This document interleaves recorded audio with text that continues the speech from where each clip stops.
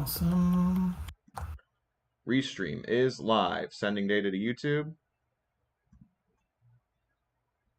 YouTube is live. Wow. Hey everyone, how's it going? I better open this up. YouTube.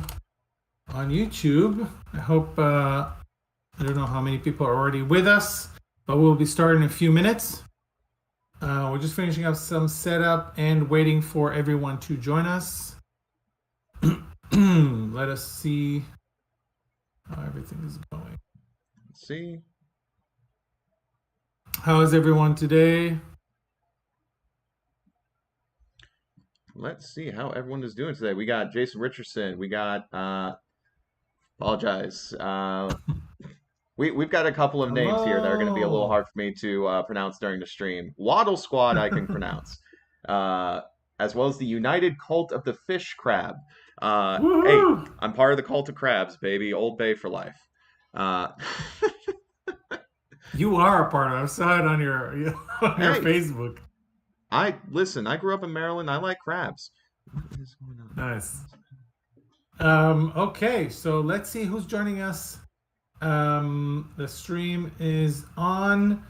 Kevin, I think you will have to read some stuff from Facebook if you can. I guess I can Yep. also open it, but it might crash our universe. Hmm. Miles Williamson says, will more cases be added to Roll20 in addition to the starter set and gambling with death? We plan to, Miles. We really want to. It's a question of what we can do when. And we really want to take all of Knights of Paintown and move it to Roll20, as well as we are having set up kind of in the progress of being made on Astral, and there is already something existing on Foundry. So that is definitely our plan to do that. It's just really a question of time. But yeah, it's definitely in the cards. Waddle is asking anyone here from Runesmith. I think a lot of our new fans have arrived thanks to Runesmith and his amazing support of us over the last 6 months. So you're all very welcome, of course. And if you're kind of new to the game, Kevin has made so many videos that will help you, kind of get the hang of it. It's a little different from Dungeons and Dragons. Just a little bit. What was your favorite one to make, Kevin? Uh, favorite which one to make? Video, the ones Oh, from my Kevin's videos. my favorite video to make, we actually just finished shooting one that's coming up soon for the Gatekeepers. The Gatekeepers. Um, and the reason I like this so much is because I went to some lengths to get a sort of costume together for like my Gatekeeper outfit. Uh, one of them being a I hat. saw it. I Yeah. saw it. It's real. I put this costume together and I showed it to my girlfriend, and she was just like, Kevin, I'm sorry to say this, you look exactly like a Blues Brother. Yeah, that's uh, pretty much what the gatekeepers look like. Yeah. and we are currently live on Facebook as well. Hello, everyone. Hey, everyone on Facebook. I guess I'm gonna try opening it. I guess Got pretty 3 brave. viewers. Let's see. Sorry, Okay, so guys, we are here to talk about power sets today. This is our second character creation stream. Last time we just did a general character creation stream. We created some really cool characters that I thought were awesome and that you guys loved. Today we're going to be focusing on power sets. How do we mechanically represent, or what kind of tags we use to mechanically represent in City of Mist different power sets? So these are questions that have been kind of accumulating over the last months, and people have wanted to know, how do you do this? How do you do this? How do you create cloning? How do you create time control? How do you create mind control? And we're going to answer all these questions today. We have a long list. I guess we're at the bottom of the list here now, but we have a long list of things that we're going to be talking about and creating together with you. The format is going to be kind of like a rapid fire. We're going to go from one power set to another. We're not going to build an entire character because today we just want to show you as many different things as you can imagine, how basically City of Mist can support those power sets. We're basically Um, going to be taking a lot of the mechanics. We're going to be messing around with them, and we're just going to be showing this. This is very much a nuts and bolts kind of stream, people. I'm very excited for it. yeah, it's time. It's definitely time to do Hmm. this. I know there's a lot of like more, advanced players and the MCs that have kind of already picked up on the basic characters and now, now kind of want to know the next level. Um, so that's definitely what we're doing today. We're just going to maybe wait for a couple more people and Okay. then start. I'm actually going Um, to mess with my lighting real quick. I'll be right back, stream. okay. One other thing that is important to say, we are kind of in the middle of a sale now. So if you guys are looking to pick up some of the stuff we'll mention today, like this book, the Player's Guide that contains all of the theme books and all the improvements in order to create characters, you can do that at a discount. Or if you want to pick up some of these new books that just arrived, the demos, yay, Shadows and Showdowns, and Knights of Paintown, the long-awaited um, books. We're definitely going to be using some of the stuff, I hope, from Shadows and Showdowns, which contains additional theme books and additional character options. There's a bunch of other things that arrive. We have the slipcase, which is the second slipcase. We'll be restocking our first slipcase, which contains the core books. This is the expansion slipcase, and that comes with a map that Kevin covered in his last video. It's kind of an unboxing. So this is a huge map of the city, but even maybe the cooler part, and you kind of took time looking into that, so I won't go deep into it, Kevin. The dossier with the clues for Knights of Paintown that you can pin on the map, and that's just like several sheets worth of different tokens, but also specific clues that go onto Knights of Paintown. Try not to show Sorry, off that are too many of the clues there, Meat. a little bit spoilery, I guess. I just popped one out. So these are, you can pop them out and just kind of pin them to your map and to create your own prime board map. That's the idea there. Another thing that's coming, and this is all going to be shipping either mid to late July or in some places in August. Another thing is the Deck of Legends, and that's just a lot of, this is very handy for anyone who's running Knights of Paintown or who just wants to have a lot of dangers, like MCs who want to have a lot of dangers handy. So we're talking about 40 different characters and adversaries, and on the back, of course, you have all the stats, all the moves, whatever you need to run to use these dangers in your game. So this is just a quick preview about what's coming soon in print, and you can get all of those with huge discounts on our sale. So you could just go on, I'm just going to drop the link there, into cityofmist.co and find our sale page. I'm just going to drop the link for that on our chat. Kevin, maybe you can also drop it on Facebook. Of course. And let's look at some of what people say. Looking forward to the cloning. Why don't you use something like Roll20 sheets? You made it. And got multiples of a few things, just waiting for the new books from the first Kickstarter. They look great. That's from Kit Magnification. Thank you, Kit.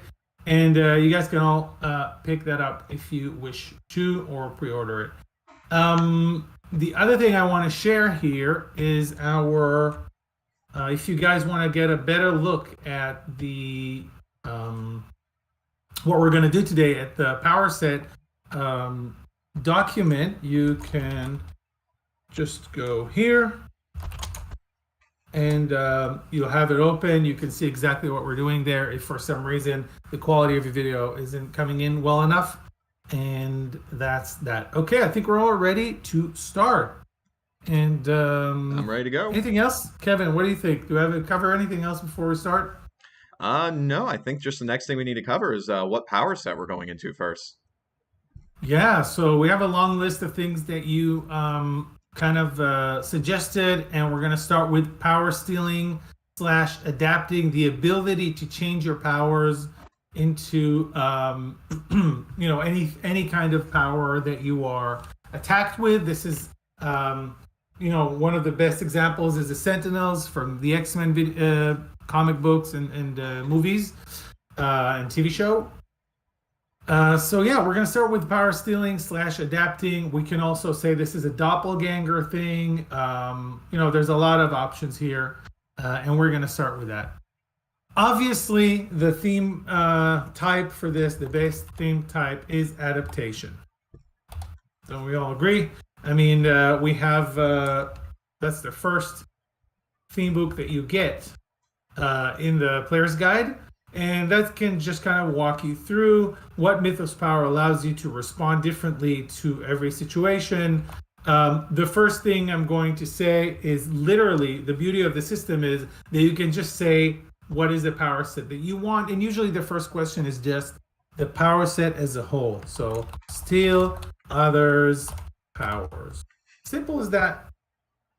But how does it actually work when we get to it? I guess a lot of stuff in City of Mist, when you get to the advanced stages, you're going to see us using a lot of change the game, right? Mm-hmm. Change the game is the move that allows you to create new tags, which is what you're going to need for this. And it's kind of a thing, like my experience, a lot of players will like sleep on change the game, a lot of times because they don't understand it when they first start playing. But change the game is so handy for like any situation where you want to set yourself up for some, or you want to like weaken like an enemy just enough for like another person. Like there's so many different ways to put it.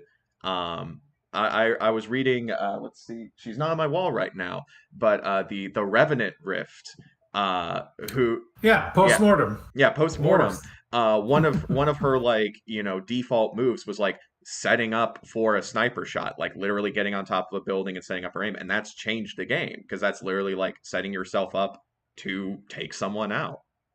Exactly. That's exactly how it works. If you want to get an advantage, if you want to give your opponent a disadvantage, if you want to create an object or an item or a being, if you want to destroy something that was created, all of these things kind of funnel into change the game. It's a super versatile move.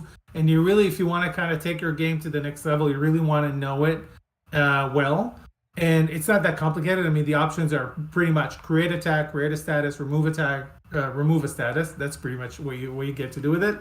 And we're going to be using it a lot today because a lot of the questions that were asked here about power sets are relevant to change the game. Yep. So pretty straightforward, okay? When you have steal others' powers, what you do is you change the game. Maybe I should kind of add here moves. But really the obvious move here would be when someone uses their powers or when I can contact them, you can always add those little little comments like steal others' powers. Well, that's actually wrong. Steal others' powers. It's been there for a while. Steal other powers at touch. Steal other powers. When I'm the target. You can do that. You can also add it as a weakness tag. Even though weakness tag, we'll talk about it later. But the basic use of this would be just to change the game to create tags like they have. And you can do it like the other way around instead of like thinking of like, oh, this has to be applied this way and that's a weakness. I had a player who like had a healing ability, and then his second tag was like healing wind, and that basically made it so that way when he was healing from a distance, he was actually doing stronger healing because he was adding that other tag to it. He preferred long range healing rather than touch. Exactly. So this is a really important thing. I think we mentioned it on our last stream. Tags that stack are going to give you a bigger bonus. So if you want to have steal others' powers, this is a huge point actually that Kevin has brought up. Steal other powers, and if you do steal by touch, then your character now has a +2 when they steal others' powers by touch, which means that they're always going to try to they're not limited to it, but they're always going to try to touch the person. Now, power is really critical for Change the Game because in Change the Game, power leads to juice, and juice determines how many tags you can create and how powerful they're going to be. So yeah, that's really key. First, you get the power, then you get the juice, and then Exactly. you get the tags. Exactly. So so yeah, so how are you going to do this? During the game, let's say you want to touch someone, steal their powers. You change the game. Let's say you change the game with +2 power. It gives you 2 juice, and then you can spend it on creating 2 tags. And those tags, however, are limited to whatever you use to get the juice, right? In this case, you use power stealing powers, so you can only create tags by definition of that move. You can only create tags that are identical to the power that you have stolen. So whose power are we gonna steal? Which character from City of Mist we can try to steal their power? Chat, you guys got any ideas? Yeah, Any whose character? Yeah. Any favorite City of Mist characters? While people are chatting in the chat, from Mitch2331, making people stronger would be expression, like a type of boost. It doesn't actually have to be just the expression theme book. Like we were saying earlier with Change the Game. Change the Game is the move where you can like add tags to other people or like put like statuses on people. So like you could like if you had a mobility theme book, you could make people faster with Change the Game if that's part of your power sets. And if you had like adaptation, maybe like for this power stealing, one of our power tags could be like spread the powers or something like that. Like maybe being able to like steal a power from someone and then give it to someone else. All of that would be not only through like setting up these power sets here by giving you the tags to like be able to do that, but also using Change the Game to use the game's elements to give you those, like bonuses or negatives during the game. Exactly. The thing is that it's a really good point by Mitch, because you don't actually need to purchase or create or have an expression theme if you're going to steal expression powers. You don't need that. There is no such limitation. You can use your adaptation theme to create any kind of power, so that covers it. So we got some ideas here. We got Goldie, we got Declan, we got Lestrange, Lily Chow. Goldie does actually have the ability to steal people's powers. It's kind of her, stop holding back as an NPC that she does, and it's kind of a one shot as an NPC. You don't want your NPCs to stop holding back all the time. But yeah, let's say that someone is trying to steal Salamander's power. That's there's a lot of suggestions there. Yeah, right? I'm surprised there's like no consensus. There's a lot of love for the different City of Mist characters out there. I love it. Yeah, totally. Are we going to upload these somewhere? Yes, the LOL 226. Scroll up and you'll see a link to this document, and you can just pick it up. The Right stream will also be on the YouTube channel after we're done here. Yeah, probably that's what they meant. About the stream. Either or. Okay. So what's this whole story with stealing powers? I get the juice, and then I can spend the juice to create if I stole from Salamander, then I can create wow, now I'm blacking out on Salamander. I used to know it by heart. But he has his like plasma barrier. I know, but it's just burning whips. This is easy because you actually know the power set, the tags, the power tags for Salamander. What if you steal from an NPC, right? If you steal from, and you don't know their power tags, you just come up with it. You ask the MC, what kind of NPC from your show, Kevin, we can take as an example for power stealing. Ooh, okay. So in my show, Rolling in the Mist, we completed season 1 about a year ago. We're getting into season 2 soon. Just kind of get a little plug out there. But my players actually fought against vampires quite a bit here and there. So with power stealing, vampires have a lot of different powers. So it could kind of be a thing where you can choose like, okay, I want to grab their dark vision real quick. Or I want to grab their ability to climb on the walls.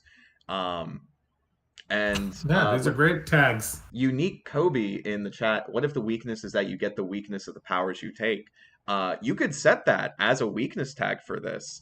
You would have to figure that out each time you steal powers, because that's kind of the rub, is that if you steal from an NPC, you might not know what their weakness is. So like if I'm stealing from, like a vampire and I have that weakness tag, it's suddenly like, oh, I now have a thirst for blood. Exactly. Yeah, that's awesome. But the thing is that unlike you know, you use change again to temporarily give yourself story tags that represent stolen power. So if we're taking the vampire example, that could definitely be climb walls, I don't know, dark vision, etc.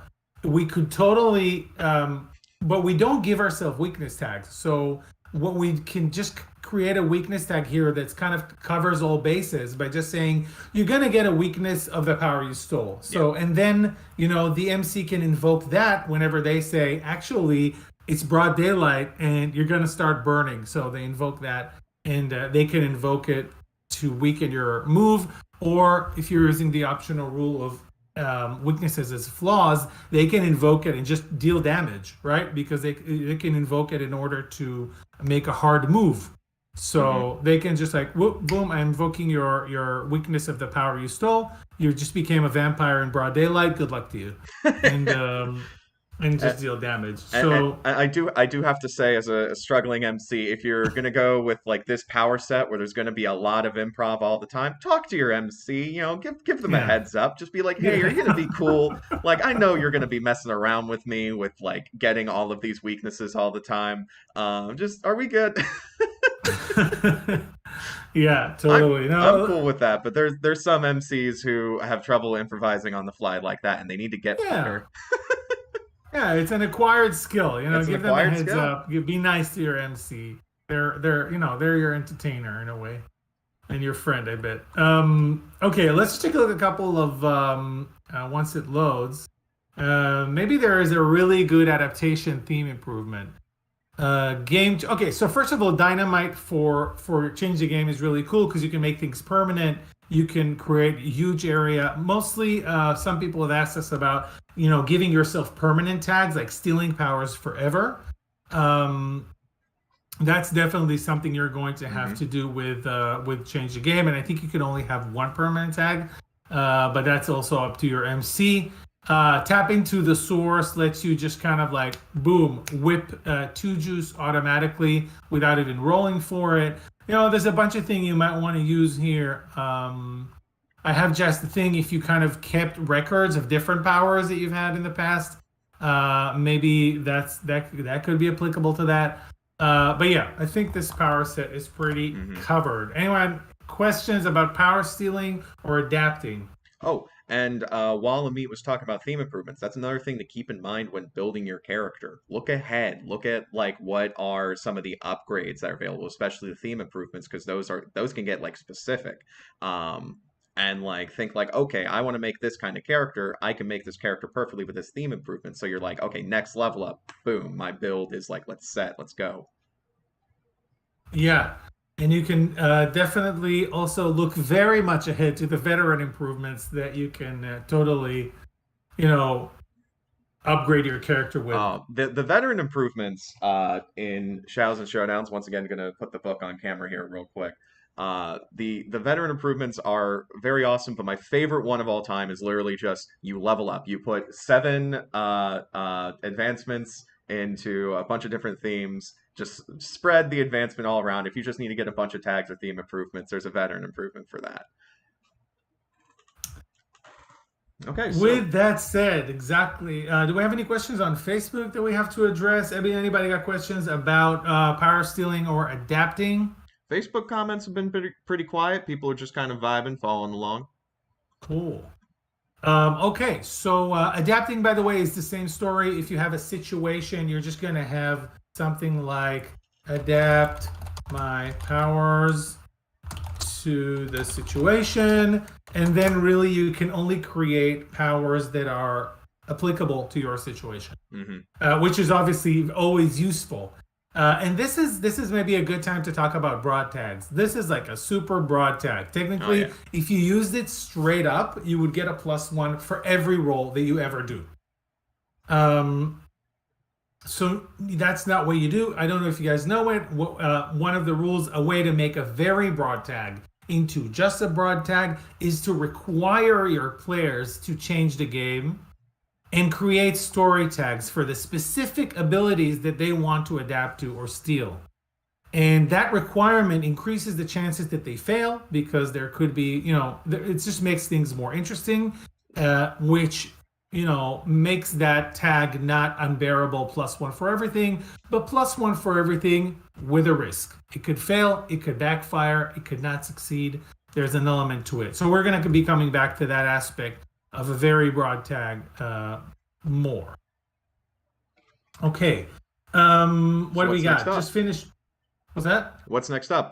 Clone, replication, the multiple man? Clone or replication. Let's see. Just finished watching CM Actual Play with the Meat and got the notice of this. Guess this is City of Mist Day. Oh, cool. Midnight Blue. Welcome to City of Mist Day. So clone and replication involves another change the game. I told you we're gonna go back to change the game a lot. That's the one. But with this situation, you change the game in order to create another character or another secondary character, as we call it.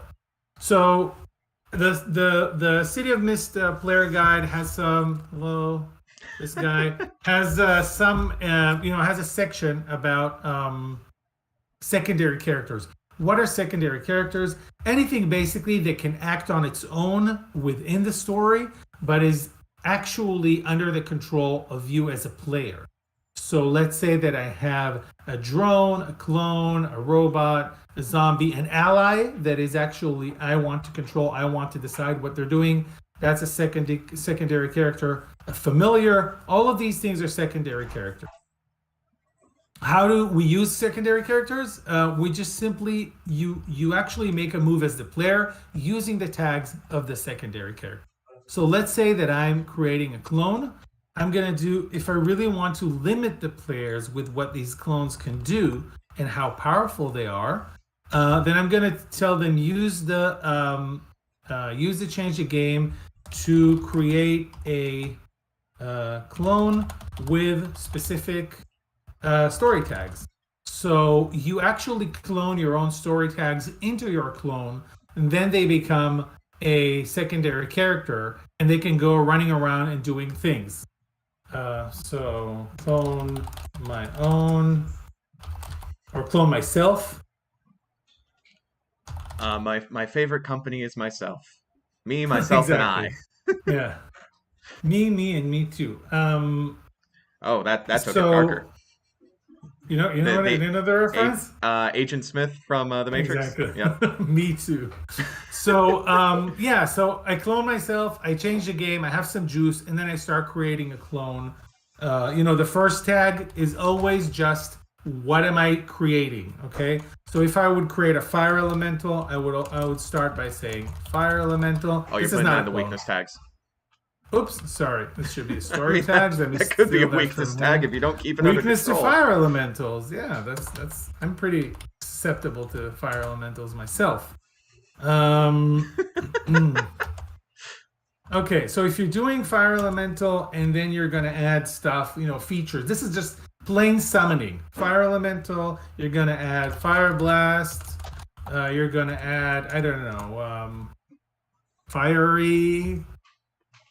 Fire vision, heat sense. heat sense. We're back to Salamander. Stuff like that. Now, this is how you create a being. When you clone, you simply create a being of yourself. So you actually use that to clone your own tags. And so if you're Fire Salamander, it's a little bit similar. The first one is going to be Fire Salamander. It's kind of a fire elemental. It's going to be Salamander, and then he's going to have Burning Whips. Note that your clone is not as powerful as you are because they're going to have only the story tags you give them. These story tags are going to be temporary unless you make them run a little longer, ongoing, and so on. This is like the long way of doing it, I think. Mm-hmm. I guess you could just also have the tags clone myself, and then whenever you act with your clone, use those tags. You know what I mean? It's just a question of, does your MC want to keep it tighter? Yeah, because you can get into, because that's another thing you talk with your MC. It's like, do you want to clone like a bunch of you and then just kind of like throw a bunch of you at your enemies? In which case, the easiest way would just be doing, tag, clone myself, do change Yeah. the game, and then you're literally just like, okay, I'm going to create a bunch of me, so I'm going to do clone of me too. And you can basically, use that like group of clones as sort of like a cudgel to, throw into your other moves. Um, Now I'm thinking about like how you could use clones to like sneak around, maybe just like you're running away from someone and you just create a bunch of clones and they just start like going all different directions. Um, Absolutely. but if you also wanted to like make like a clone of you, like I want them to have like the same abilities, then that could be, like you just went over, a change the game where you're essentially creating something with a bunch of story tags on it. And there's a bunch of theme improvements and stuff like that to make change the game creations more permanent or more powerful. So investing in that in your character build can, invest is like investing in the clones you create or your conjurations or whatever you make. Yeah, definitely. I think that what you said, Kevin, is really important. That would be kind of like the simple, straightforward use, which I would kind of actually recommend rather than the second one that it's a little more advanced. In the simple version, I would just use those power tags, the cloning power tags, to enhance, to improve power moves that where the clones would be helpful. Just like anything in City of Mist, if the tag is helpful, great, you get a +1. If it helps to have 6 other people looking like you running away, then you get the +1 or maybe even more. If you do kind of want to create a clone that's almost like an individual that has their own power sets, you can use change the game. So let's see some of the answers. So we make an army of Ghostface and then start war with the mob. That's a great idea, Mitch. Yeah, I mean, he's already kind of a walking army, Ghostface, him and his brother. Ghostface is not one I hear a lot about. I'm surprised we have a Ghostface fan out there. We were just talking about him Yeah, before we're the talking stream. about him. Yeah, we were. He's gonna. I think we're gonna see more of him in the future. People Oh, really love this character. Yeah, I don't know. It's nice. just, yeah. For those of you who don't know who we're talking about, Ghostface is one of the rifts that you can play as. You can find his pre-gen sheet on cityofmist.co. He's also with the character bundle, where you can play as other characters like Salamander, Postmortem, Mitosis, all the cool characters that we talk about on our stream and on our videos. Yeah, exactly. There's a really cool IQ gets split if you clone yourself. That was a good weakness tag. Oh, who's that that I from? thought was Let's see. Zilvar Jenkins said the more it's clones you have, the Unique more Kobe. Unique differences. Kobe wrote it. Yeah. Oh, Unique Kobe. A little further up. Yeah, so the story tags you'd be creating your own. By the way, that's another thing you can do. Change the game lets you scale things up. So let's say you wanted to create an army of clones, and see how big you can get. Every point of juice you spend on scaling increases what we call the size factor. So it's like from a few to many. And let's say that you roll with 3 juice, you create an army of clone, and then you give it 2 scale upgrades. Then you have, a force to be reckoned with.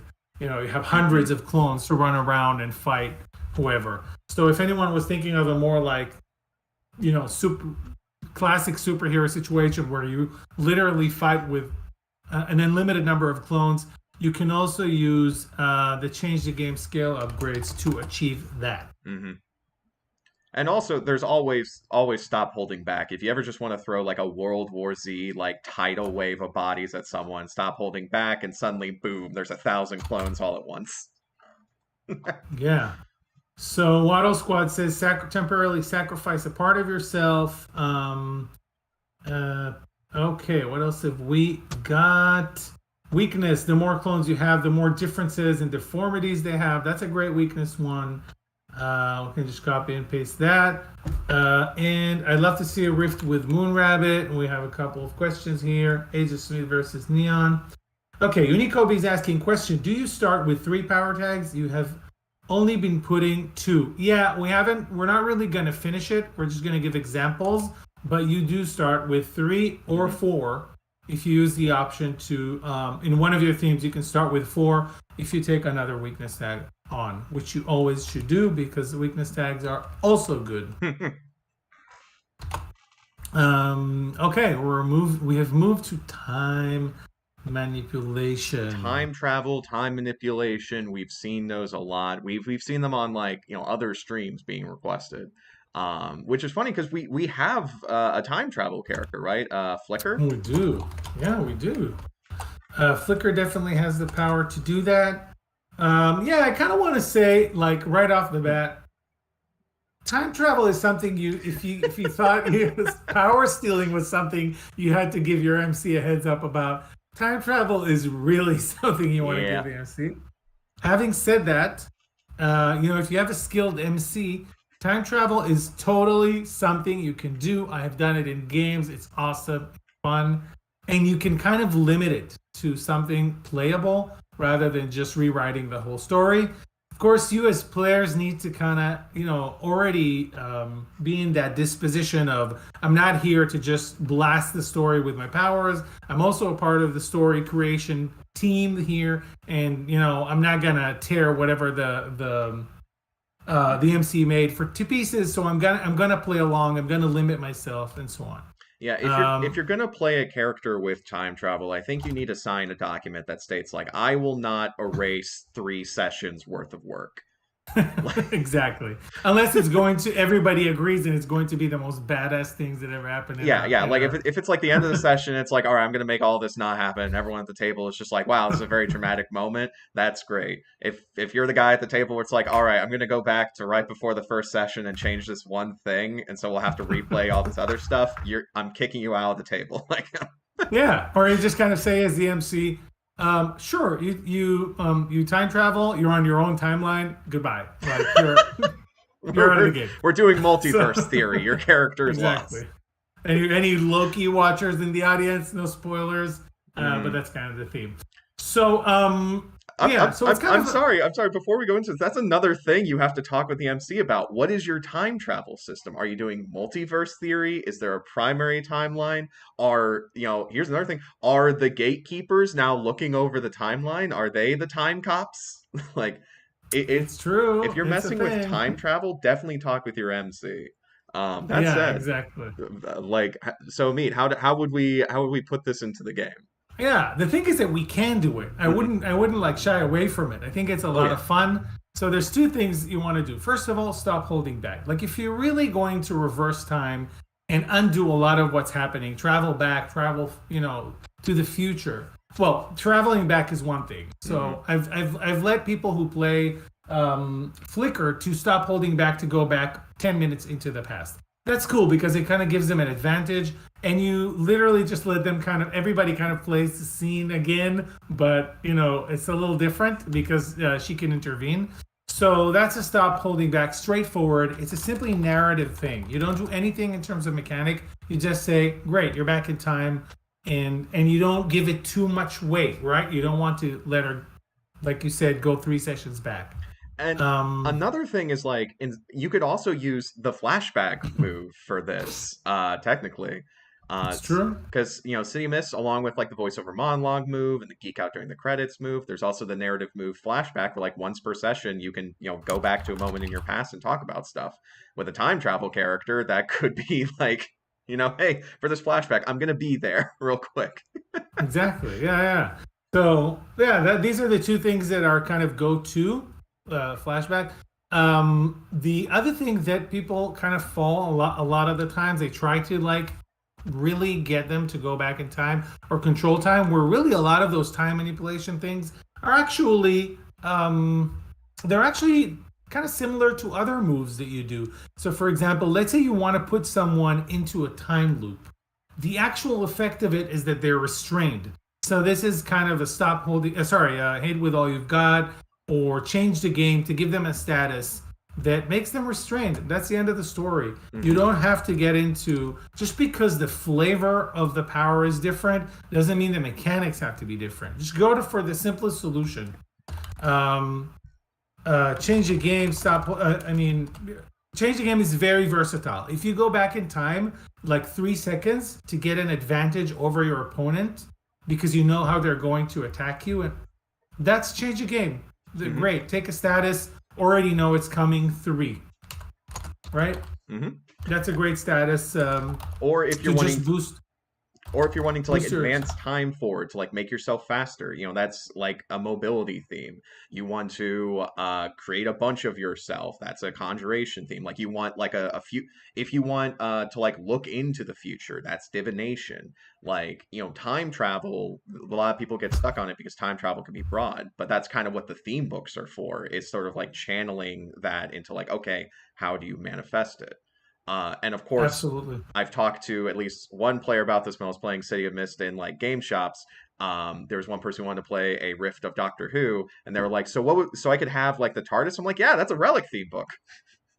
Yeah, yeah. If you have a device that takes you back in time, sure. So yeah, so if exactly divination can be powers of looking into the future. But yeah, but if you're actually looking at going into the future, you're literally traveling and coming back with more information, and that's it. You didn't change anything. That's investigate. I mean, you just know information that is maybe known in the future, but not now. So yeah, let's take a look at some of the questions people have. I want a character named Spoiler who can only go back in time and spoil movie TV show plots. That's a really fun person to have on your crew. Zilvar Jenkins said, "Conjuration through time travel. You're probably wondering why I've gathered you here. That, like, just every so often, you just create a meeting of yourselves. There's like, 15-year-old you, there's 30-year-old you, there's like 55-year-old you, and it's just like, okay, Yeah. so status report, how am I doing? And all three of them are like terrible. Or like a multiverse one, like Oh Ninja yeah, you, Ninja from the future you, which all those yeah. different like mad scientist you, all Cyborg these me, different cyborg like you. future, like rebel fighter me, Arctic space Totally. explorer me, something like that. Waddle Squad said, "It still kills me how Arthur completely forgot you could see the future." Oh, Waddle Squad is a fan of Rolling in the Mist. Thank you for watching Oh, the podcast.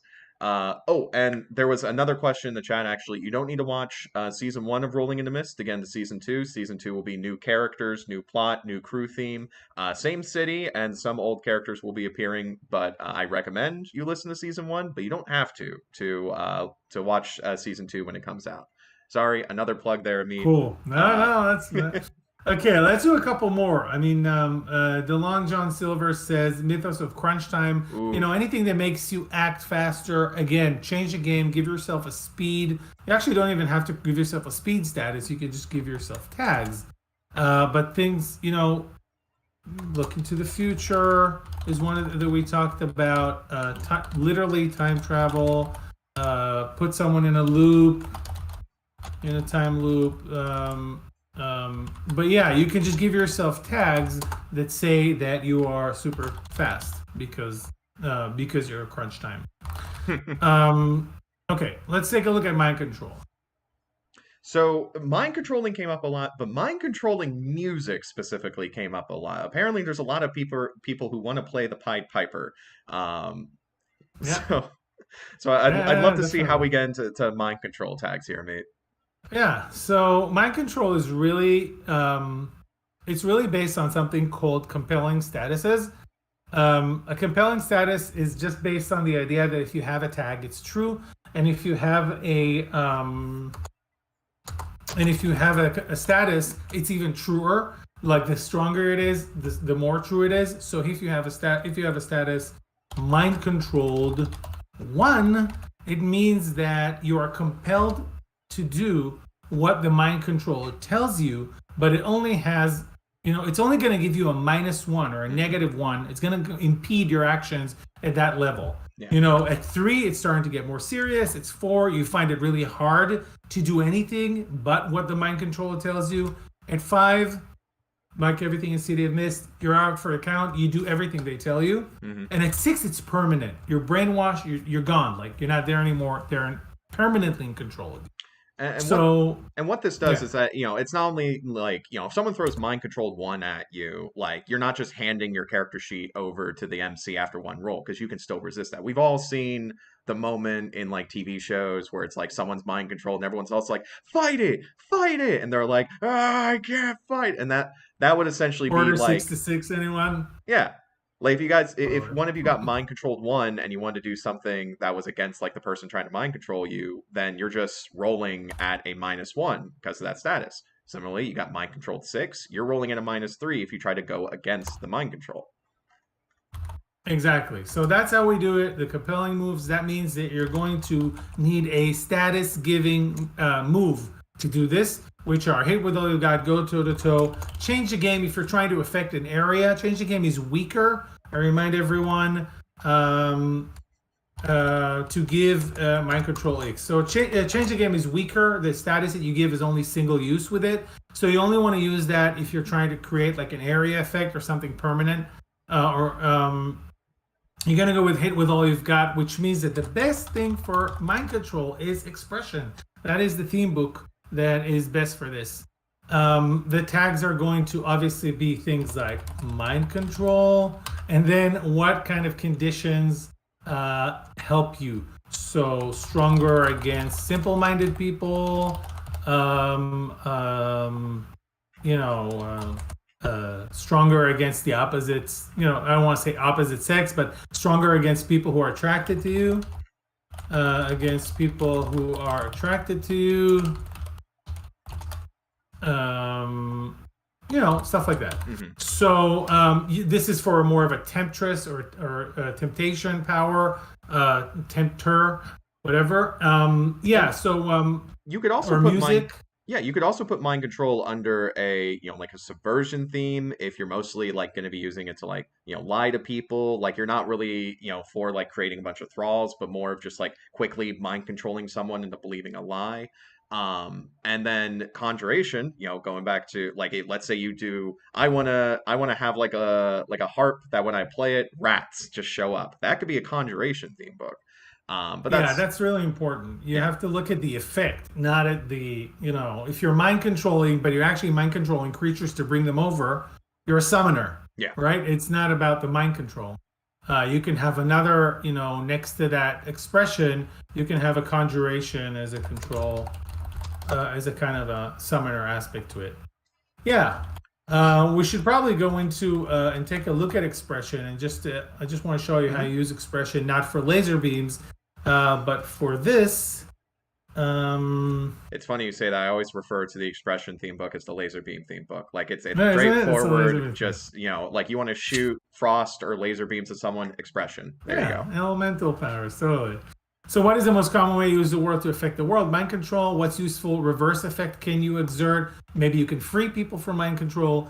What useful quality does your main effect have? That could be literally anything, but it could be kind of like penetrating. If someone has tags that help them resist it, then that tag kicks in. What conditions or situations enhance your mythos expression? We took a look at it.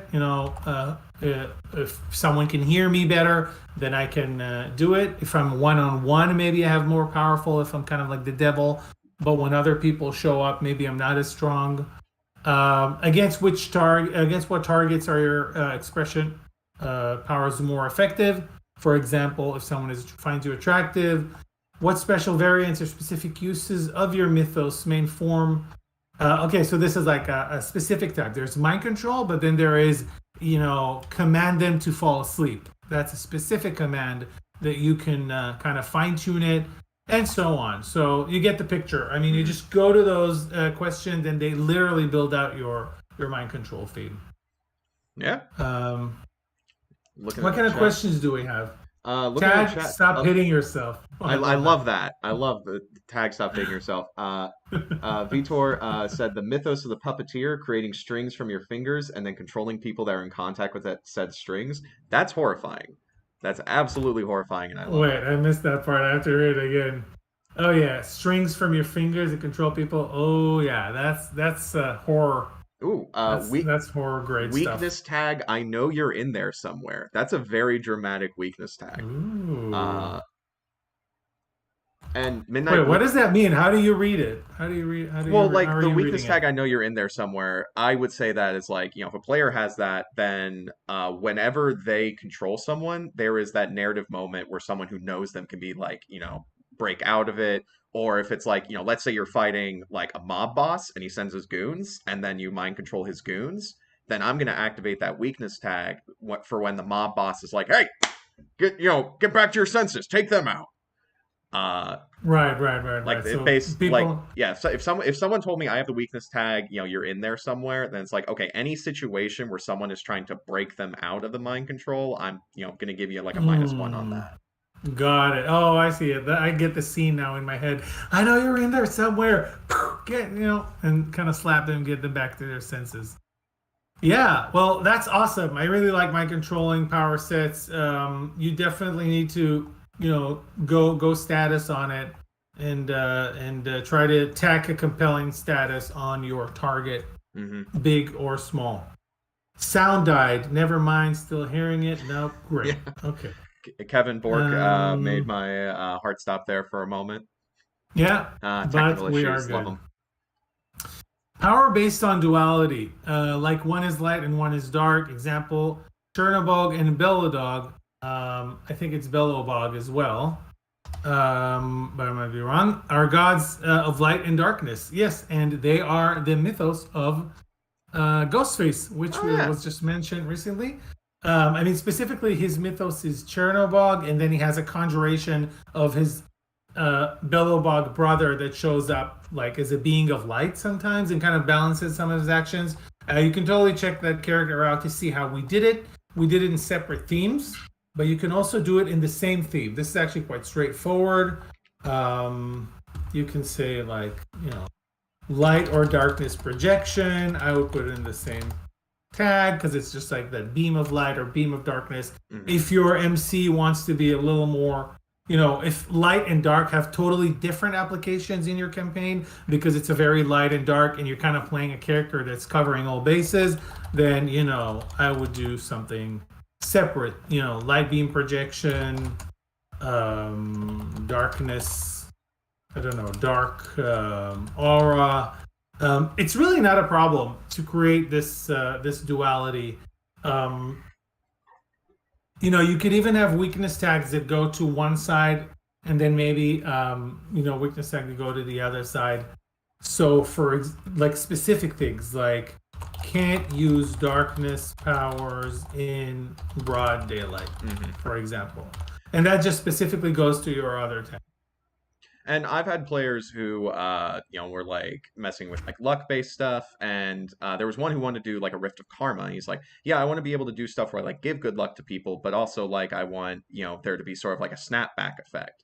And the thing with that is you don't have to create a whole new system where you're now like keeping track of all the karma points they're putting out, because narratively it's only going to come up when they fail a roll. So it just gives you an excuse for what hard move you're going to throw at them when they fail roll. Like if they've been, doing really good, giving good luck to everyone, then the moment when they're like, okay, I'm going to give good luck to this person, and then they get like a 5, then it's like, bad news, all your bad luck is coming, down on you, and now a random truck is going to try to run you over. Yeah, you can totally. I think that's great. That's kind of an advanced MC skill to adapt your hard moves to your character's powers and basically have them backfire. We have some comments. I think mind control may also be good for someone like the big bad wolf who turns people into werewolves. That's totally a thing you could do. Love that. And duality would be a good for a mythos of we're not so different, you and I. Yeah, like a mystery. We're not so. Yeah, that's true. Like you know in the Batman movies they always do that in the old ones, like the Penguin. Yeah, we're not so different, you and I. I'm a billionaire who robs people of all their money, and you're a guy who wears a suit and beats up rich people. We're not so different. Exactly. So great. Turning oneself into a living electricity form. That one was specific. Wow, that could be. Yeah, that's very specific. On the one hand, on the other hand, it's something we do a lot. Like we have the living water form with Tlaloc from the starter box. So that kind of going to be. It could be Bastion. It could be mobility. Now, all of these theme books have questions that you can kind of. So mobility might have a defensive question. Bastion might have a movement question or an attack question. It's not like if you choose one of those, you're only going to have defense. You're only going to have movement. You can really be pretty, diverse with it within the same theme book. And So and yeah. going back to like, talking about theme improvements, like every theme book, I believe, has like a theme improvement where it's like you can take a tag from another theme book and add it to yours. So it's like, if you want to focus mainly on like mobility, but also, you want to be able to like shoot lightning from your hands, like, there are tags you can incorporate for that ability. You can take that theme improvement later on in your character arc. Just like you said to me, like if you pick mobility theme book, you're not just limited to power tags to help your like speed or how you move around. Yeah, absolutely. So just a couple of things that I'm thinking of: incorporeal or energy body. I'll probably go for energy body. It's more specific. Hmm. Travel through conductors, superconductor. Yeah, As like conductors, like conducive electrical stuff. Yeah, lines, yeah. yeah, stuff like that. Anything that conducts electricity. Um, of course, zap that someone, Zap, yeah. whatever way. Um, so So yeah, all of these things are pretty straightforward. so Unique Kobe actually says something pretty interesting in the chat. Question: How come there isn't a Nemesis theme book for Mythos? Kind of how Logos has struggled. That would be an interesting idea, kind of like there is a Destiny theme book in Shadows and Showdowns. So if you want your Destiny to be sort of like a climactic fight with someone, like Highlander style, you can do that. But also Nemesis, whatever the plural is, are a mechanic in the game. Every time you lose a theme, and it doesn't matter like what the theme is, it could be Logos, Mythos, when you lose that theme, there is still something that is left behind from you losing that theme, something that like hampers your life and reminds you of what you don't have. So an example is let's see. I'm looking at the posters in the back. Lance Sullivan, the reporter, the Rift of Don Quixote. One of his themes is his companion Sancho Panza. If he loses that theme, he no longer gets Sancho's help, but also, Sancho, sorry, but also Sancho can show up as a nemesis that like shows up in his life and is like, maybe he's like investigating all the stuff Lance is doing. Maybe he's getting in the way. Maybe he's getting into danger. But yeah, Yeah, whenever you replace a theme, your character automatically gets a nemesis that will show up in their life. And the yep, nemesis doesn't have to be a person. It can also be like bills. It can be, like a medical injury or something like that. yeah, exactly. Well, just to answer Unique Kobe's question, one of the reasons that you wouldn't have an MSC theme book is, I mean, really, theme books are for the core of the theme books are the power tags and what you gain out of it. We worked really hard to kind of make struggle something that you like focused on what you actually gained, whether you wanted or didn't want it, but what you gained out of this struggle. And Nemesis, you can also do the same thing with a kind of equivalent of struggle. I just don't feel it's a huge theme where you kind of get powers from having a nemesis or get, Hmm. it's a little like struggle. You could actually use struggle to do that because what you would gain from having a nemesis would be mostly like, resolve or stuff like that, or the super abilities maybe to resist them. But you could do that. Yeah, you could do that. I don't know if it needs a theme book, but you could totally do that. You could also do that Um, with like Destiny. Like I said, if you want to be like the Rift of Highlander or something like that, you could put your Destiny that yeah, like and people you're are destined to trying to fight kill you. other people like you. So like the power tags you can gain from that are like churches are sacred ground, can sense when other Highlanders are near, stuff like that. Where like you said, like these theme books are what you like, what positive stuff you get out of it. Yes, absolutely. So there was another ability that I'm trying to find, which is kind of an active shield option. Um, or granting, yeah, I'm trying to find it. I'm not sure it is, but one of the Bastion theme improvements or one of the veteran improvements allow you to actually hurt someone as a part of your face danger. So when someone attacks you and you're made of electricity and you zap them, it gives you an opportunity to attack them back. I would definitely use that Hmm. with a theme like this. Let's take a look at some more questions that we've got. I've got a reporter with the Rift of Magic Mirror. One idea was giving her the ability to bounce between reflections. That's really cool. Oh, A mobility thing. Midnight Blue says, I was worried about that when I first heard about theme books. that they'd be too restrictive. Once I saw them, this is about us saying that theme books are very flexible and they're not restrictive. Once I saw them, I was pleasantly surprised that wasn't the case. Great creation system. We have some other stuff. Higgs I was over thinking on of Facebook. making. Sorry. Higgs over on Facebook. Can't wait to have my hands on Knights of Paintown, Shadows and Showdowns, the physical books. What, this whole thing? Yeah, this whole thing. Sorry, chat. We're Okay. both very excited to have these in our hands. We're excited to have it. I mean, this has been in the making for years, as you know, 2 years at least. Great. So let's move on. Next thing, sucking other Rift's powers out and putting them into objects. So you guessed it, guys. Change the game. Really the same story as the kind of the first one that we did. You want to just kind of change the game, give yourself juice, create tags, and this time give yourself story tags that represent items with the stolen powers. Mm-hmm. Okay, so we don't have to repeat the whole thing. You get the idea. If you want to make it permanent, as we said, and as someone asked a little bit later, it's going to have to be some kind of a dynamite or stop holding back to create permanent tags, because we don't want to create tag inflation. But you can definitely create an arsenal of things and just keep pulling things out of the arsenal. There is also, just to kind of give like a preview to our next video talking about gatekeepers. In Shadows and Showdowns, you can play a gatekeeper. Gatekeepers have various techniques they use to patrol the city, and one of them is called rupturing. And what rupturing is, can I talk about this with me? This is too okay. No, I'm just being. So most gatekeepers don't like rifts, and they usually try to stay away from rift related, mythos related stuff besides like shutting it down. But rupturing is when they can use objects that have like their own mythos to them and use them in a certain way to help them out. That's a forbidden art. You're talking about it like it's something good. No, it's a forbidden art. Do not do it. It's a forbidden art.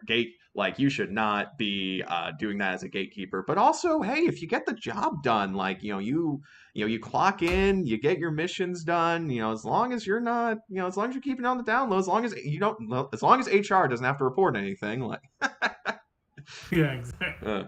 So, we are in the Powerset stream, everybody. We're going strong. We've already covered a few of them. We're going to keep going for a while longer. And if you guys want to stick around with us and see some more how to do stuff in City of Mist, of course, you're very welcome. If you have ideas of other things, just drop them in the comments, and we're just going to look at them. Next, we're looking at enlarging or shrinking. That was one that I kind of like, do you have an idea for it? Because I was thinking, I'm not going to do that. So I think that would be almost like an expression theme book, because when either expression or mobility, if you're doing enlarging, I'm thinking more expression, because I had one person who sent this idea to me, and they were like, yeah, what if you were small but you still had the same mass, so you turn small and then you punch someone, but you're same force, but you're the size of a cockroach. Yeah, it's more focused. Yeah, that's more like an focused expression thing. You're using these abilities to give you more of a punch. You could also do it as mobility, you're shrinking yourself and you're getting into vents or computer systems or something like that. Let's see. I mean, technically Bastion as well, if you really wanted to focus on you can really go other ways. You can go adaptation. Yeah.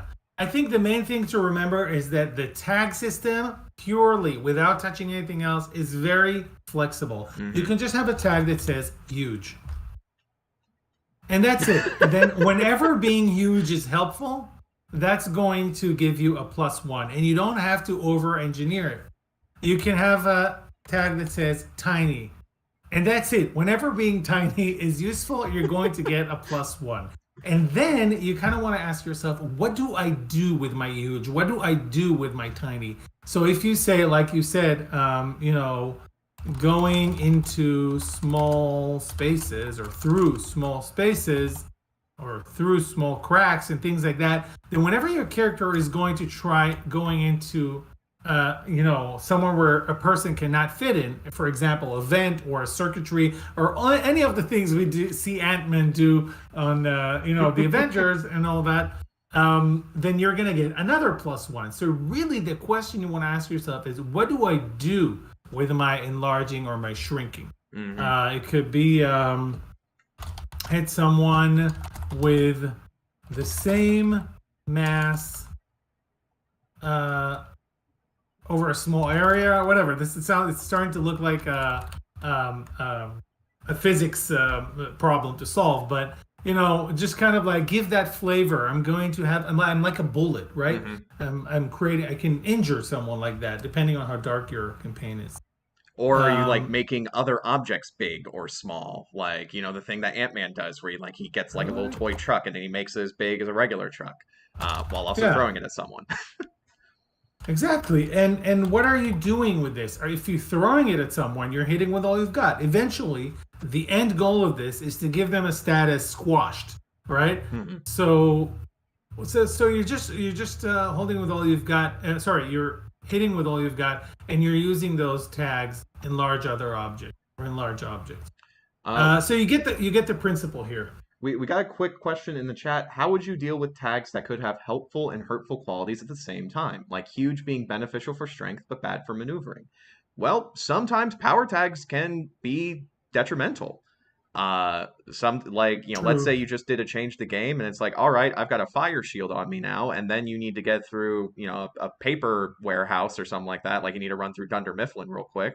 That's going to be bad for you if you're trying to run there while controlling the collateral damage or trying to move around. If you're real big in the middle of the street and then suddenly the cops show up and it's like, I'm gonna hide in an alleyway, being super huge is going to hurt you there. That said, the image of just a giant person hiding in an alleyway while cops just drive right past, that's hilarious. Exactly. So yeah, I agree. I totally agree. I think it's you really have to run with what you feel about in the next iteration of the engine of City of Mist. As you know, maybe some of you know, we're working on a kind of the evolution of City of Mist into a universal system. In that system, power tags, and there are no more power tags and weakness tags. You can use power tags and weakness tags interchangeably. And also in City of Mist, we do say that if it's very clearly becomes a weakness, you should use it, but you don't want to mix it up too much. In City of Mist, there's a kind of economy around it. But I would also say that if it cancels each other out, you just don't invoke that tag. You just kind of leave it. It doesn't help either or. And that's going to save you a lot of brain wrenching to figure out what to do with it. Okay. I really wanted to do this one. Is it bad that I have like a D&D / fantasy no, it's perfectly fun. Groove now? you can barely even play this in D&D. That's this you see this all the time in forums. They call it a gish, which is someone who has a sword and is good at using it, but is also casting spells, sort of that mix of melee fighter and spellcaster. And it's hard to pull off in D&D because so many of them are full casters, full martial, even you kind of get it with ranger a little bit, but not really the flavor people are looking for. Yeah. And you need bonus actions and stuff to just be able to do both in the same. Exactly, and it's the action economy there. That's it's just you want to be able to hit while also shooting something, but you just unless you really work your build around it. City of Mist, I think, should be a little easier. I think so too. I mean, you can definitely just wrap up to. I mean, let's say that you have great sword fighting or swordsman or swordsperson, whatever. Let's say that you have great sword fighting skill. And at the same time, you can also cast fireballs, lasers, or just what do you call this? Like a spell where your sword goes on fire. Fire sword, flame sword, weapon ignition, fire enchantment, something like that. Ton of different ways. Ignite weapon. Let's say ignite weapon. Ignite weapon. You can totally just rack those two tags together. Ignite my weapon. I go into it, and you hit with all you've got, or go toe to toe. That's great. What you could also do, of course, is change the game. So we've got hit with all you've got, um, but you can also change the game. And when you change the game, you can give your sword a status Flaming 2, which is really going to ramp up your attacks for as long as that status is in the game. What other kind of effects do spell swords have? Anyone wants to give us some ideas? Yeah, chat. Any ideas?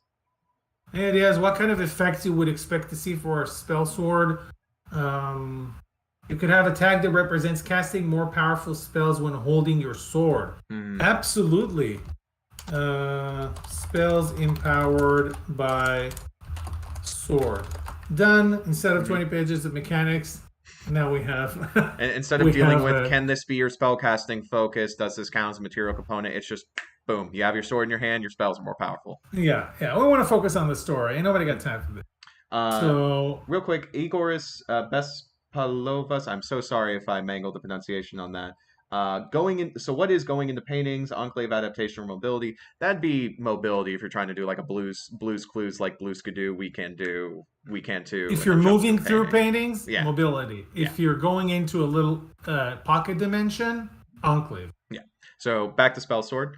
Let's see what we got. Shield spell. Okay, this is prepare yourselves. This is gonna be really complicated. Shield spell. Okay, what else do you guys want? Armor piercing. Armor piercing. So this is how hard it is to create new spells in City of Mist. Yes. What else? Nimble. I mean, nimble, definitely. It could be a quality. It could be a nimble. It could be a nimble spell. Great. There are usually questions in these theme books that are like, what personality trait does this power give you or something like that? Or what, exactly. Other like, like adjustment or what training have you done? But yeah, no, it's literally that easy. It's just, you want to do spell sword? All right. You got a sword. It makes your spell stronger. Here's the spell you can do. That's your first character, and then you just level up. You add more power tags, more spells. Totally. In the game Destiny, the characters can enchant certain weapons with energy to, for example, shoot fireballs out of a sword or creating shockwaves with a spear. Yeah. Totally enchant weapon. I mean, the easy way to do this is, do the relic theme book, make your relic a magic sword, and then, all the other relic questions are just, different abilities the sword gives you. There's, you can also make it expression technically if you didn't just want to do like more like those questions rather than tying it directly to the relic theme book. But yeah, no. It's as simple as just like, all right, my character has a sword. Boom. My character can cast a spell. Boom. There you go. You're a spell sword now. Yeah, welcome to City of Mist. Welcome to City of Mist. A mythical curse or a disease, a special condition as a power. Tadeo says, is it available in Portuguese already? I think the Catarse, the Kickstarter for crowdfunding for it, is still running if you want to get it for a better price. But it's coming. It is coming, and I think the translation is already complete for the starter box. So yeah, Portuguese, it's virtually available already. Mm-hmm. We have things like okay. Back to the mythical curse, disease, or special condition as a power. I mean, this sounds like Destiny to me. Yeah, it's either Destiny or Expression, because it's like, it's either, the curse is affecting you a whole lot, which would be, Destiny, or you're just constantly slinging curses or diseases at someone else, and that could be Expression. That is really important. That's a very good definition. If you're going to be a witch that curses people, yes. That's going to be Expression. If you're going to be a disease vector, like Vector from V's for Going Viral, no spoilers, then yes, that's definitely Expression. But if it's you suffering from it, and we're asking like, what your powers are as a result of it, you can still infect people, but the focus is on your destiny. Does Job have the Destiny theme book? Of course. Yeah. That's like, he's like the, Job, the center of a bet between God and the devil, coming right off of Kevin's ball. Yeah, so he only has one theme book, one Mythos theme book. Do you mind if I show it? Oh, absolutely, please do. It's I'll be devil take backwards it here with the all stream. and accept my, Yeah, what it's is it? My super body and my backwards. All right. soul.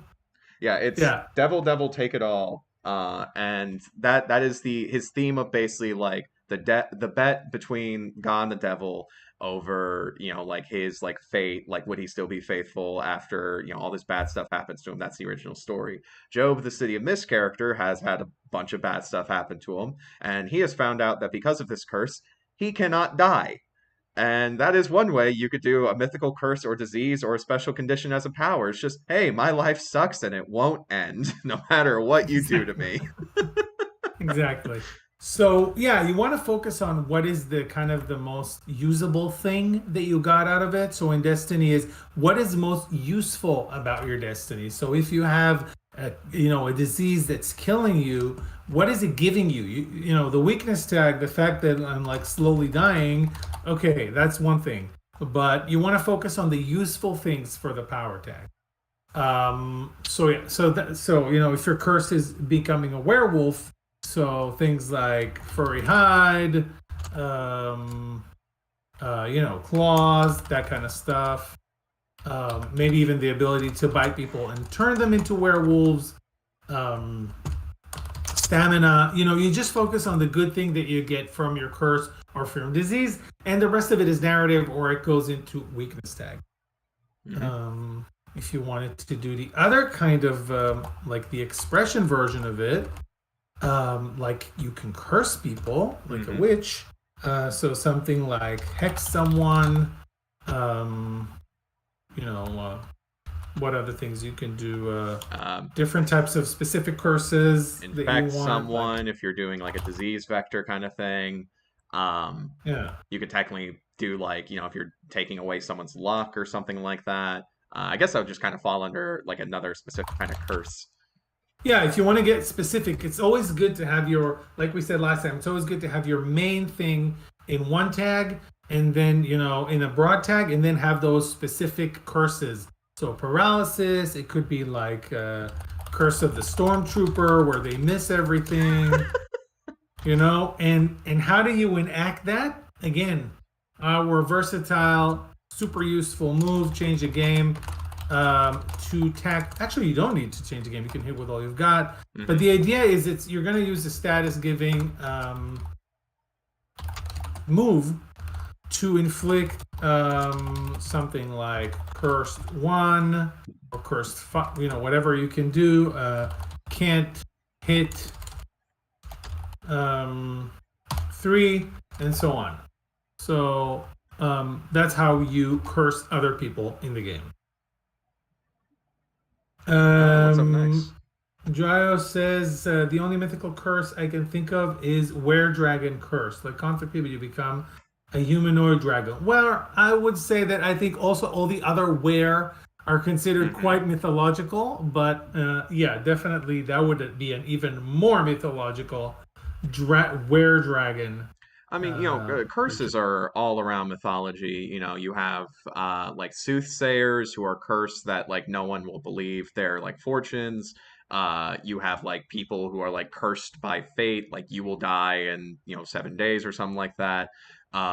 You have people who are like once like Cinderella's curse, like she not Cinderella, Sleeping Beauty's curse, where she falls asleep, or Cinderella's thing is less of a curse and more of just like a very specific deal.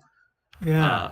I love Sleeping Beauty as a kind of the curse where she falls asleep, but maybe everyone around her also falls asleep, right?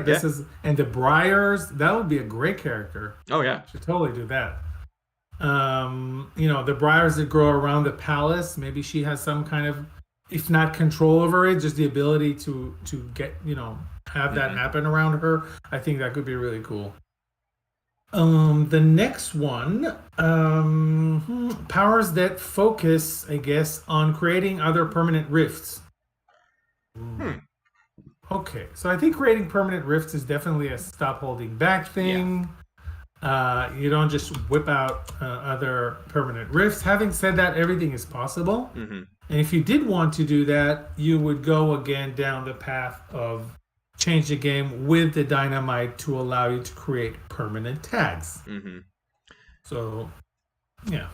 Yeah, this is one of like sort of the rare instances where it's like it is technically possible, but you have to invest in it. I don't think it's like really possible when you first start out. You just have like your regular tags, but you get like the specific and theme improvements. You set like a move to dynamite, so you get access to like new options.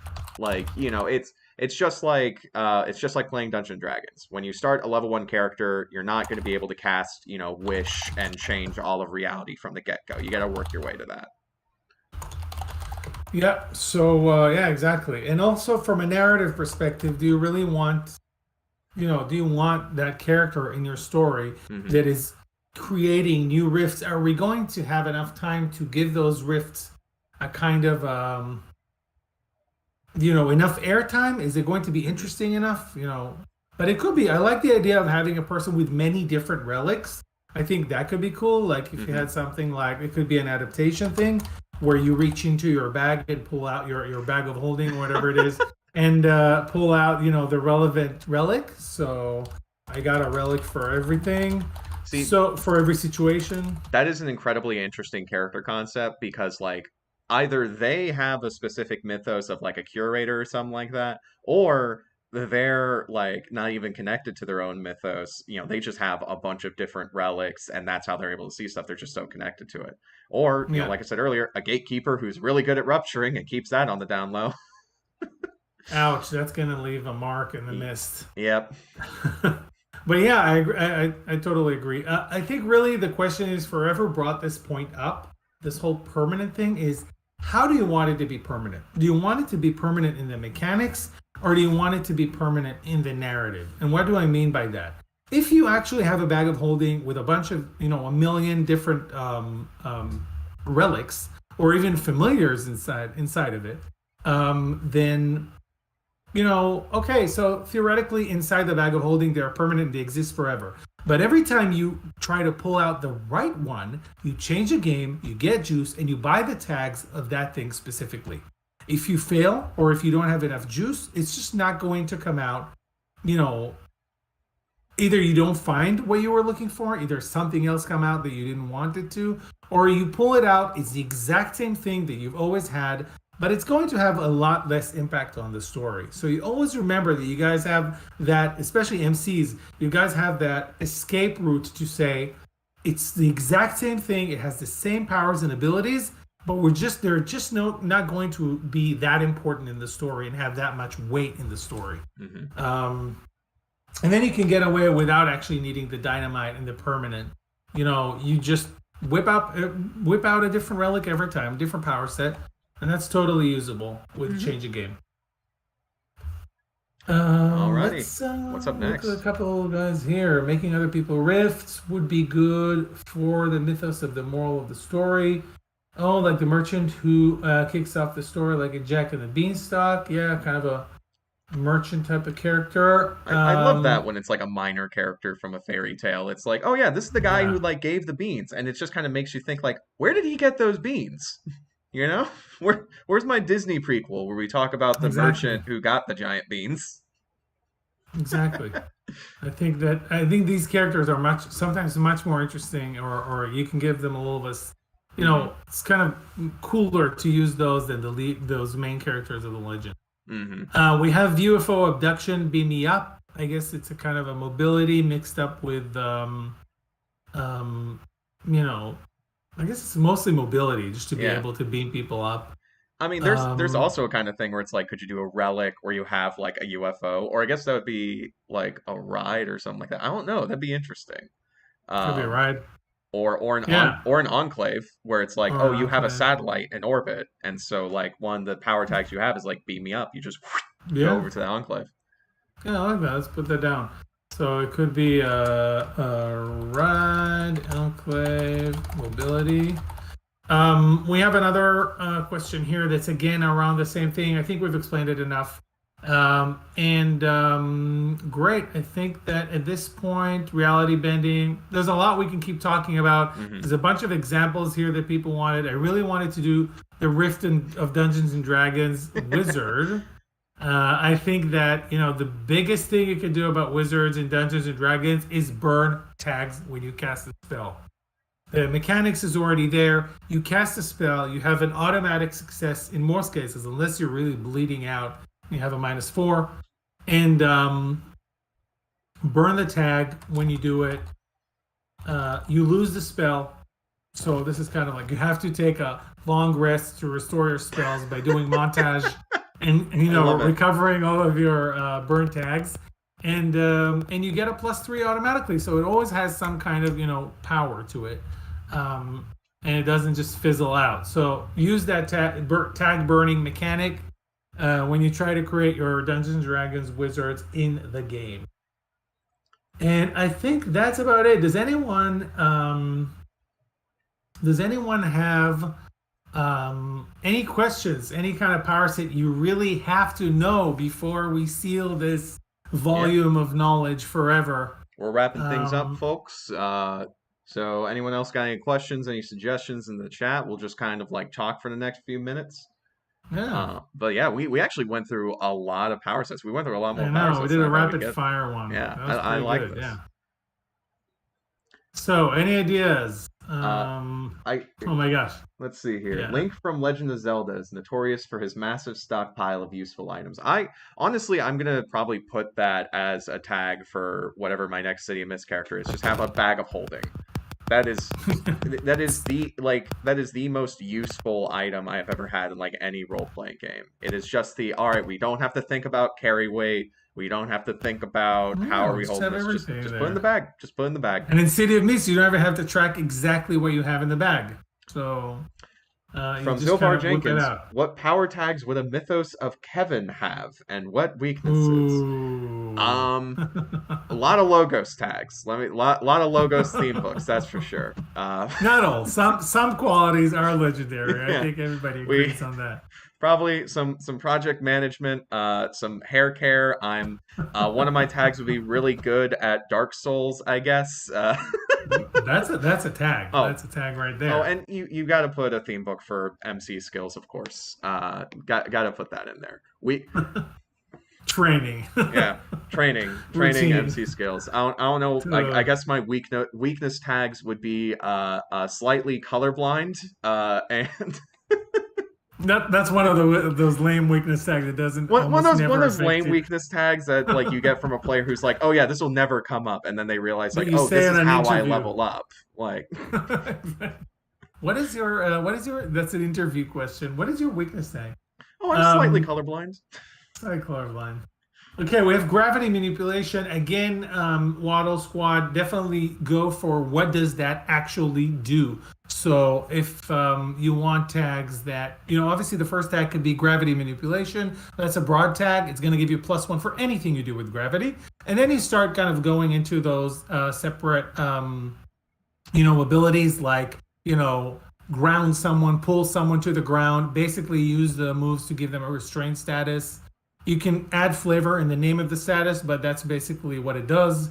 You can fly. You can. What else do you do with gravity powers? Reverse gravity. You could like Use. crunch people up, I guess, like if you do like a Yeah, center of exactly. gravity. Um, Yeah, or pull someone to another person. So mhm. when you're just trying to move another character, that's usually going to be a take the risk or go toe to toe if they're resisting you.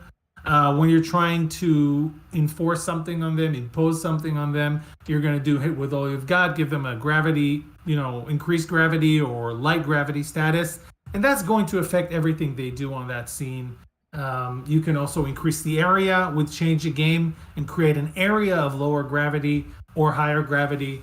And these all of these like control powers are definitely a change the game Mhm.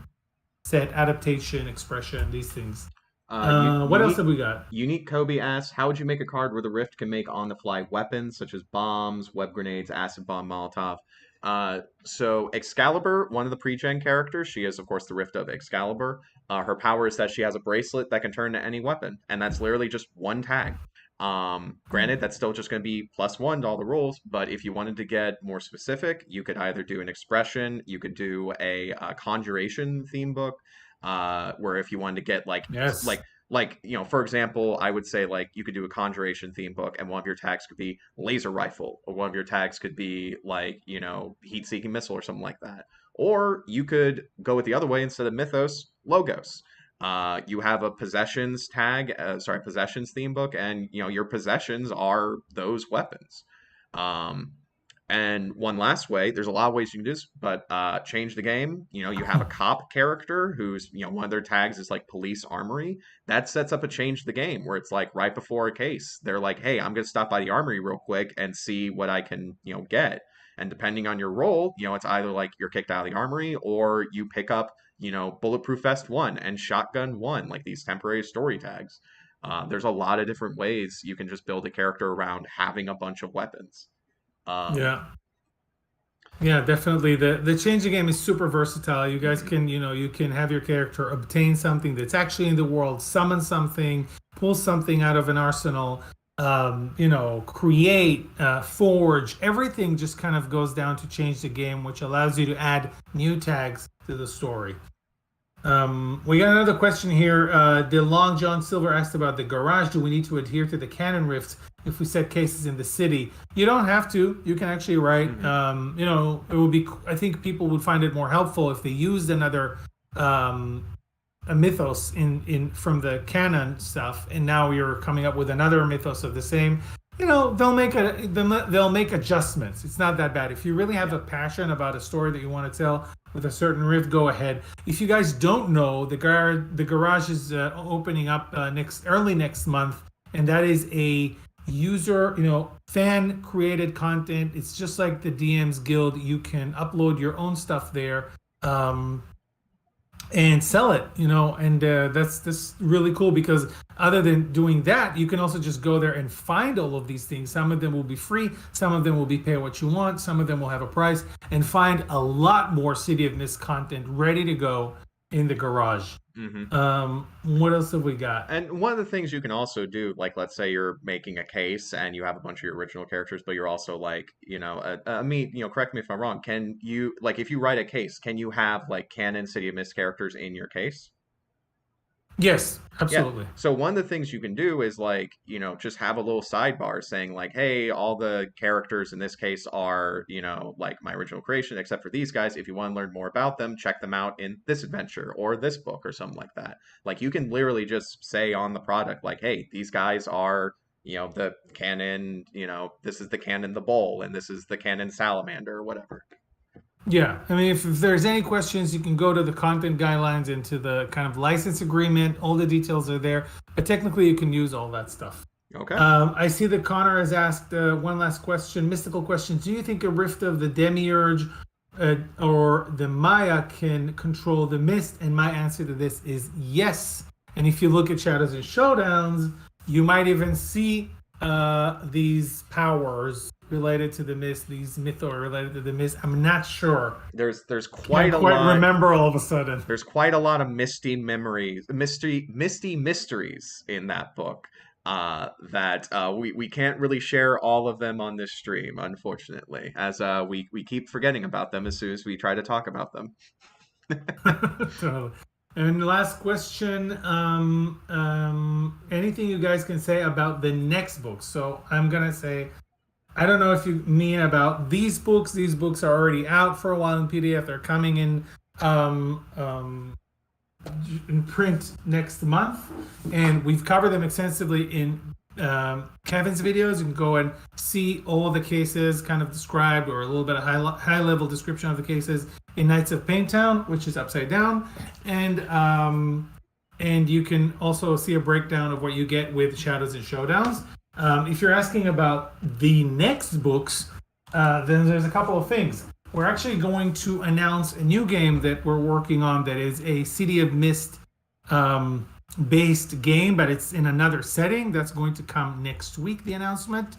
But later this year, we are going to announce another City of Mist product, probably in all likelihood, a districts book. So it's going to Nice. take all the districts and add existing districts and add more content to them and add more districts into the city. So is that going to So include some of the expansion districts like La Colonia de Sombras, Fortune Row? Oh, awesome. yeah, and probably beef those up, add like more